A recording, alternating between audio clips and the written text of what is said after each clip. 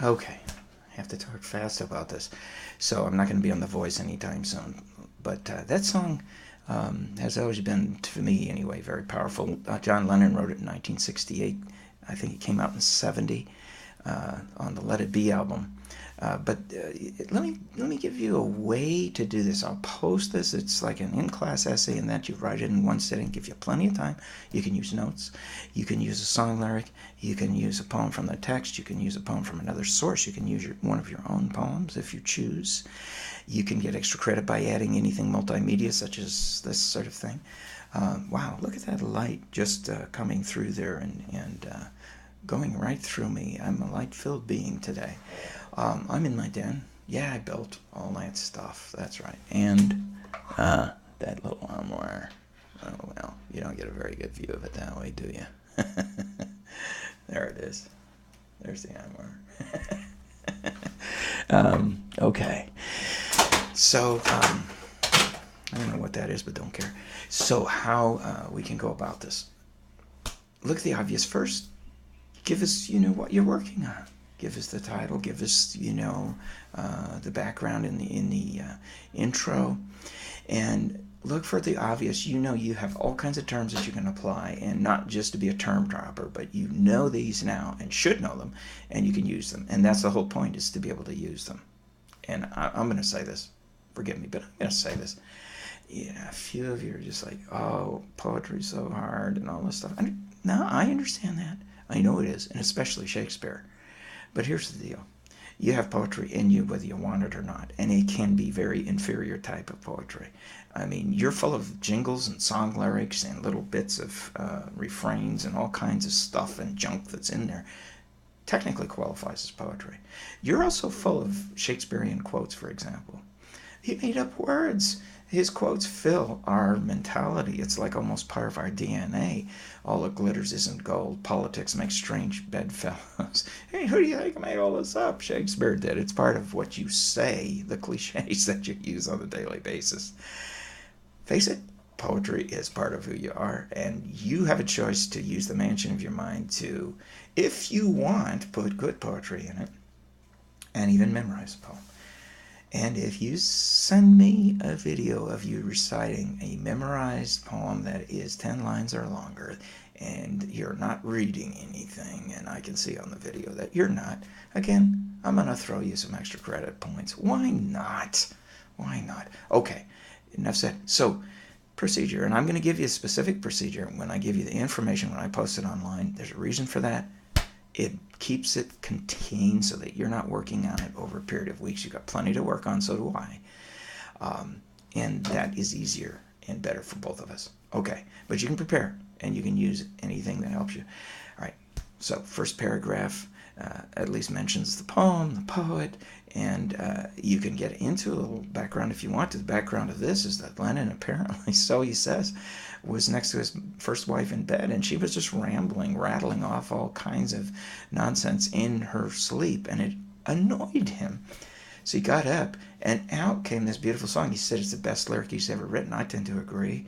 Maybe it stands alone as poetry, certainly. And he said it just came like a flood through him all at once. How amazing is that? This beautiful lyric just simply flooded through. So, anyway, I'm going to talk about it just a little bit so that I can help you get started on what you're doing. And so, first paragraph, you mention it, what you're working on, and you can get into a little bit of background if you choose to do that. This poem is, if you want to, again, look at the big picture first.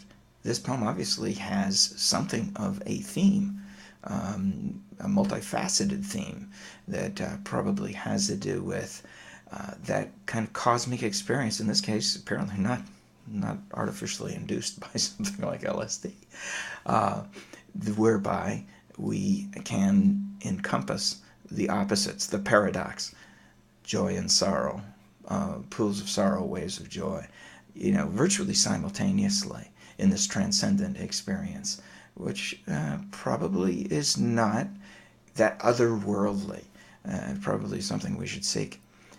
Okay, so in any case, it is literally full of similes that we could look at.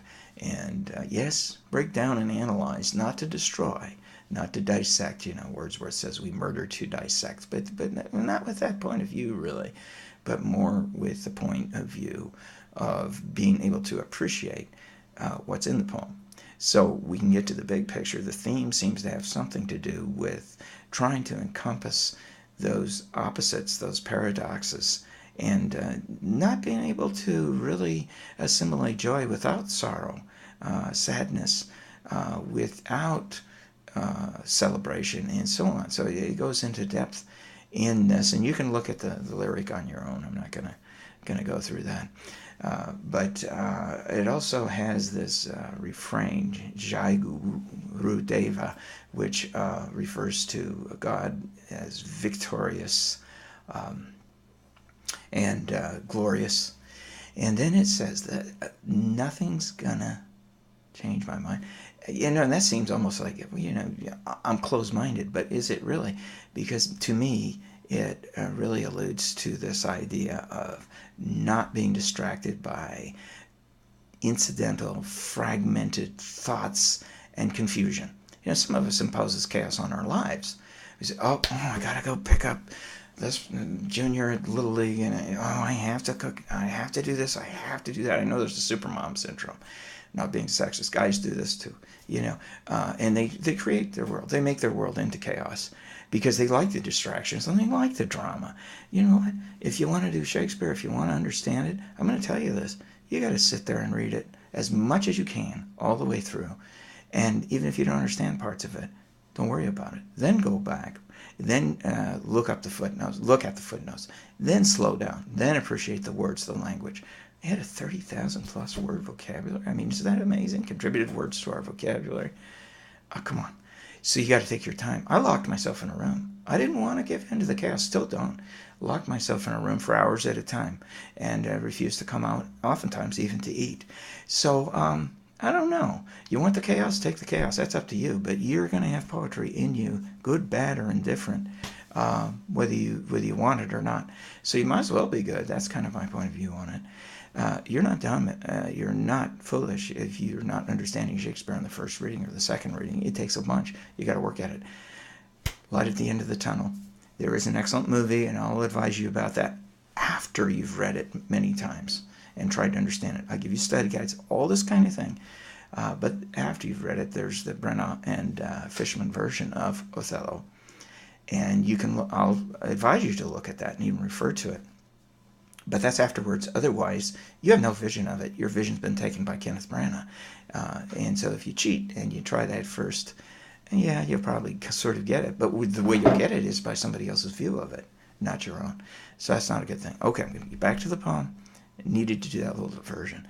So we look at the overall structure. We look at the characteristics. You can talk about meter. You can talk about rhyme. You can talk about, in poetry, we call them stanzas, song, lyric, sections. You can talk about the refrain. This whole business of to me, nothing's going to change my world, it really is that I am not going to be drawn into the chaos. Oftentimes chaos that I allow to draw me in. I'm going to stay centered. I'm going to stay balanced. I'm going to stay tranquil, like the Buddha under the Bodhi tree, not be drawn off by fear, not be drawn off by lust, not be drawn off by temptation. And in our case, just plain fragmentation, samsara. The world of illusion, of temporary, fleeting change, not be drawn into that, sucked into it. Okay, so you can look at all these characteristics. You can use these terms. You can apply these terms. You should know these terms. And you can actually, don't do this. Don't do this. I got to tell you this. Don't explicate. Don't take us line by line tediously. I do not want that. I do not want that. So I do suggest you look at the overall structure. And if there is a thematic content, not all poems are strong on that, then look at the big picture. Then you can look at and appreciate, the various techniques that are used in the poem by the poet, in this case the songwriter. So it's really up to you how you do it. But I'm going to give you the suggestions. I'm going to list them again. It isn't some sort of conspiratorial, extremely difficult process. Hardly. Not at all. Take your time. Pick what you want. Okay, enough already.